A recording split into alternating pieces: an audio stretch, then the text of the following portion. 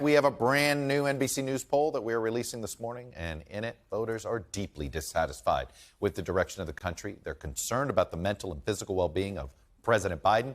But the story of the last 4 years is still true today. And in this poll, the best thing for a Biden re-election campaign continues to be the presence of Donald Trump. Just 20% of voters believe this country is headed in the right direction. 74% say the nation is on the wrong track. Let me tell you something about this moment.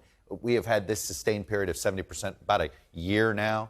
The last two periods in the history of this poll that we've had this kind of sustained negativity about the direction of the country was before the 92 election and before the 2008 election. Both of those changed the party controlling the White House. Now, let's get into more of the poll. Biden's job rating sits at just 43%, about where it's been since the withdrawal from Afghanistan. 53% disapprove.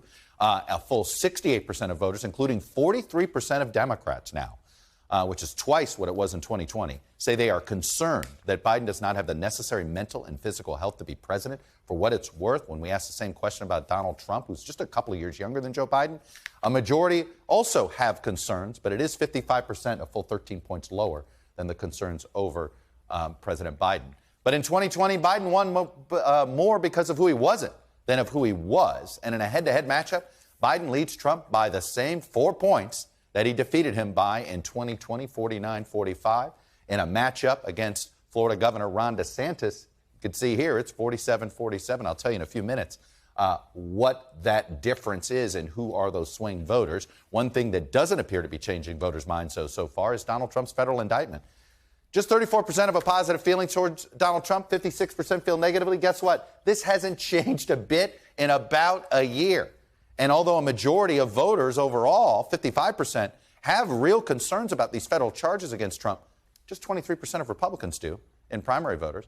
Just 16% told us they have a major concern about this. Instead, 64% of Republican primary voters call the investigations into Trump a politically motivated attempt to stop him.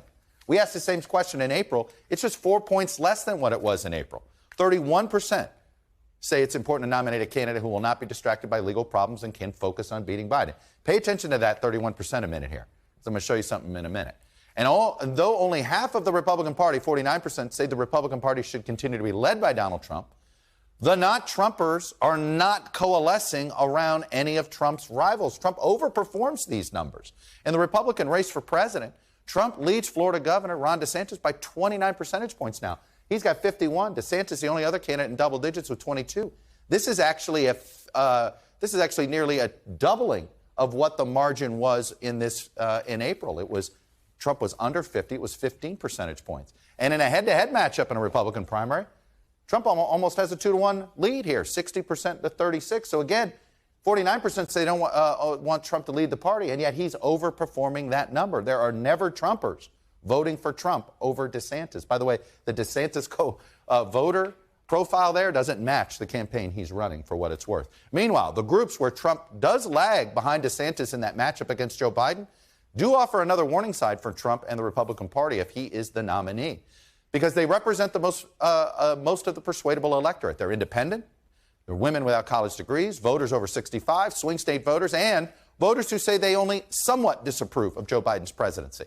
So like the soccer moms and office park dads of past cycles, this cycle's key swing voter may be these somewhat disapprovers because they were huge in the 2022 midterms. And right now they're picking Biden over Trump. And of course, the other giant red flag in this poll for Trump and the GOP, unlike previous Supreme Court decisions on interracial or same-sex marriage, public support for the decision overturning Roe v. Wade is not growing. If anything, it's moving away. A year after the Dobbs decision, it has become even more unpopular. 61% of voters disapprove, just 36% unapprove. It is a massive generational gap there, by the way, for what it's worth. Thanks for watching our YouTube channel. Follow today's top stories and breaking news by downloading the NBC News app.